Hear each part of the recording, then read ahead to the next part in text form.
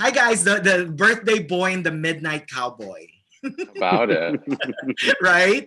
A big congrats and a big thank you for the boys in the band. It's a seminal piece of LGBTQ art. It's now getting a global audience, and I love it.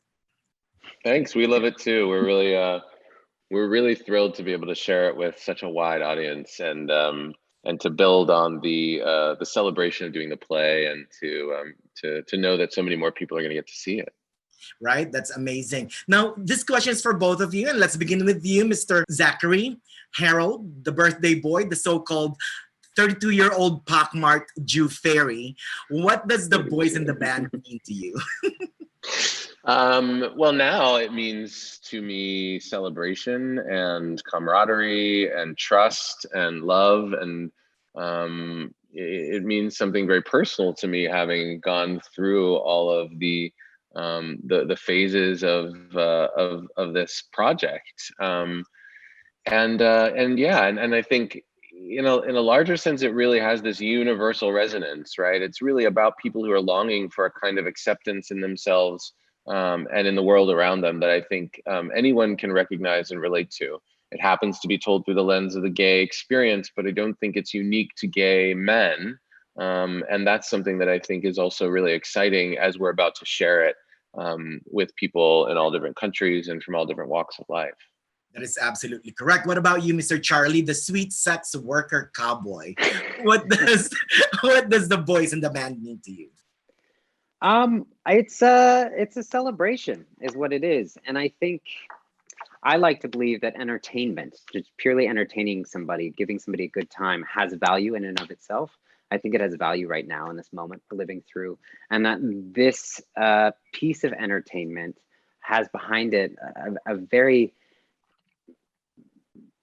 a history and something of heft to say, makes it all the sweeter. This is about where we've come from, where we need to go, and it's about I don't know, a connection to a time that I don't think we often get to see, but a shared sense of spirit that had existed then and exists now and will exist always. And let's begin with this one, Mr. Charlie. Of all the characters, and yours included, which one do you identify with the most? The cowboy. Still.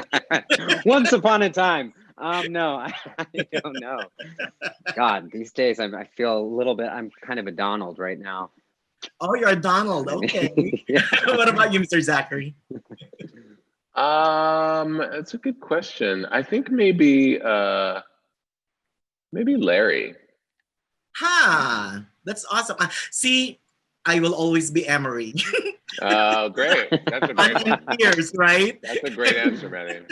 Now, here's my question. Many people love its place in LGBTQ history, but there are also some people who criticize the material for its self-loathing characters. My take, quickly, is that, you have to see the film through the prism of when it was made. Right. During the time, it was, right after the Vietnam War, or right during the Vietnam War, leading towards sexual revolution. Hate before pride. Am I correct in saying that? Mm-hmm. I think that's really true. It's a good observation.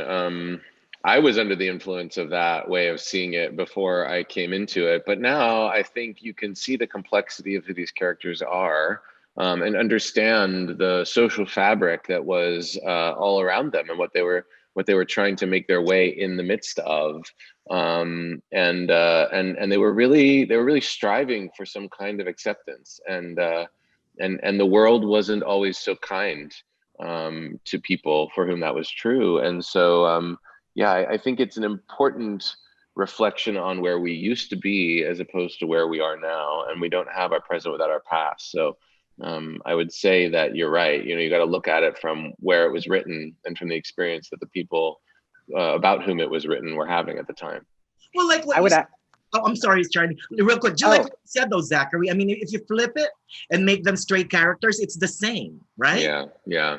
I think that's true. There's this longing that's universal. There's this desire for belonging and for acceptance and for reflection back at them for who they are. And I think that's something that everybody can understand. Absolutely. I was just going to add that with such limited representation available at the time in 1968 and 1970, I think there was good reason that people had felt protective about how gay folks were being represented, and that this really showed, you know, some pretty messy or uncomfortable or tragic aspects to these characters, about these characters. And I would like to believe that now we live in a time with widened representation, you know, people being more familiar with and more accepting of LGBTQ folks in general, that we can not only afford to tell these stories, but we have an obligation to tell these stories again, because we're looking at them from a completely different vantage. And we're allowed to be messy, we're allowed to be imperfect, we're allowed to not always be representatives of an entire community. We're individuals. So seeing these characters again as individuals is really important. Yeah, that's right. I mean, somebody like me can now be on TV in the news, no less. Yeah. So, And we're glad you are. thank you so much again, and a big congrats again. Okay. Thank you Thank so you. much. Have a good day.